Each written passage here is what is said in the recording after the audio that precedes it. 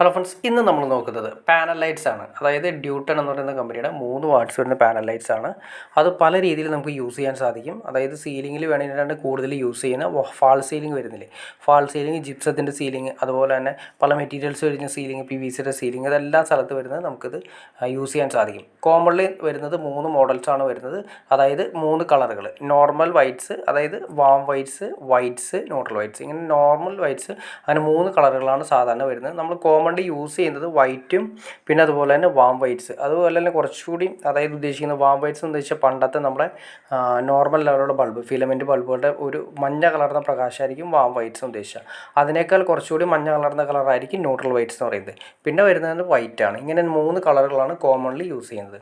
അപ്പം നമ്മൾ ഉപയോഗിക്കുന്നത്, ഇത് കൂടുതലും നമ്മൾ ഉപയോഗിക്കുന്നത് വെച്ചാൽ ഔട്ട് സൈഡ് വീടുകളുടെ, ഇപ്പോൾ ഒരു കോമൺ ട്രെൻഡാണ് വീടുകളുടെ പുറത്ത് വരുന്ന ഏരിയകളിലെല്ലാം തന്നെ നമ്മൾ സെൻസറിൻ്റെ അടിയിലാണെങ്കിലും വാർക്കയുടെ സൈഡിലേക്കാണെങ്കിൽ പുറത്തേക്കാണെങ്കിൽ നമ്മൾ ഇതുപോലെ തന്നെ ലൈറ്റ്സ് കൊടുക്കാറുണ്ട്. അപ്പോൾ ആ ലൈറ്റ്സ് കൊടുക്കുന്ന 3 വാട്ട്സ് ലൈറ്റാണ് നമ്മൾ സാധാരണ കൊടുക്കുന്നത്. അതിന് വേണ്ടിയിട്ടാണ് നമ്മൾ കോമൺലി ഉപയോഗിക്കുന്നത്.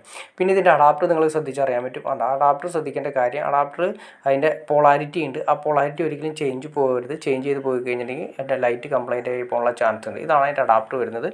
ഇത് തന്നെ പല മോഡൽ വരുന്നുണ്ട്. അഡാപ്റ്റർ ബിൽറ്റിൻ ആയിട്ട്, അതായത് ലൈറ്റിൻ്റെ മുകളിൽ തന്നെ ആ ബാക്ക് സൈഡ് തന്നെ അറ്റാച്ച് ചെയ്യുന്ന രീതിയിൽ അഡാപ്റ്റർ വരാറുണ്ട്. ഇനി അതെല്ലാം സെപ്പറേറ്റ് വരുന്ന സെപ്പറേറ്റ് രീതിയിലും വരാറുണ്ട്. സെപ്പറേറ്റ് വരുന്നതാണ് കുറച്ചുകൂടി നല്ലത്. അത് രണ്ടും 2 ഓപ്ഷനാണ്, വേറെ ഒന്നുകൊണ്ടല്ല. നമുക്ക് അഡാപ്റ്റർ കംപ്ലൈൻ്റ് ആയ അഡാപ്റ്റർ മാത്രം മാറ്റി വയ്ക്കാൻ പറ്റും.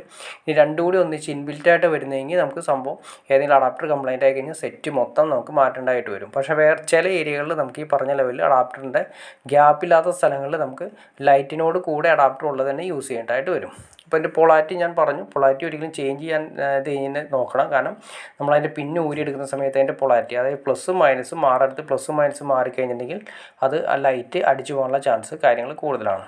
പിന്നെ അതിൻ്റെ സ്പ്രിങ്, ഈ പറയുന്ന 2 സ്പ്രിങ്ങിൻ്റെ ടെൻഷനിലാണ് ആ പറയുന്ന നമ്മുടെ സീലിങ്ങിൽ ഈ പറയുന്ന ലൈറ്റ് താങ്ങി നിർത്തുന്നത്. അപ്പോൾ നമുക്ക് ഇത് സ്റ്റെയിൻലെസ് സ്റ്റീലാണ് ഉപയോഗിച്ചിരിക്കുന്നത്. അതിൻ്റെ സ്പ്രിങ് ഉപയോഗിച്ചിട്ട് സ്റ്റെയിൻലെസ് സ്റ്റീലാണ് വന്നിരിക്കുന്നത്. പിന്നെ അതിൻ്റെ ഫ്രണ്ട് വ്യൂ ഞാൻ ജസ്റ്റ് നിങ്ങളെ കാണിച്ചു തരാം. ഇതാണ് അതിൻ്റെ ഫ്രണ്ട് വ്യൂ വരുന്നത്. ഡ്യൂട്ടൺ എന്ന് പറയുന്ന കമ്പനിയുടെ അതിൻ്റെ ഫ്രണ്ട് വ്യൂ ആണ് വരുന്നത്. ഇത് തന്നെ വരുന്നത് 3 വാട്ട്സ് വരുന്നുണ്ട്, 5 വാട്ട്സ് വരുന്നുണ്ട്, 6 വാട്ട്സ് വരുന്നുണ്ട്, 9 വാട്ട്സ് വരുന്നുണ്ട്, 12 വാട്ട്സ്, പിന്നെ അത് 15 വാട്ട്സ്. അങ്ങനെ നമുക്ക് പല മോഡൽസിലും അതുപോലെ അവൈലബിൾ ആണ്.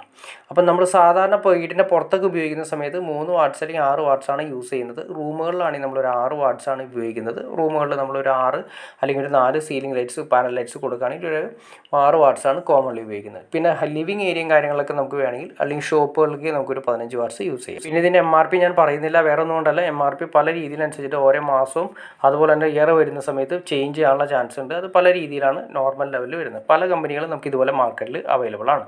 അപ്പോൾ ഓക്കെ ഫ്രണ്ട്സ്, നിങ്ങൾക്ക് വീഡിയോ ഇഷ്ടപ്പെടുമെങ്കിൽ തീർച്ചയായിട്ടും ലൈക്ക് ചെയ്തേക്കുക, ഷെയർ ചെയ്തേക്കുക, ചാനലും സബ്സ്ക്രൈബ് ചെയ്തേക്കുക. ഓക്കെ ഫ്രണ്ട്സ്, അടുത്ത വീഡിയോയിൽ കാണുന്നവരെ ഓക്കെ.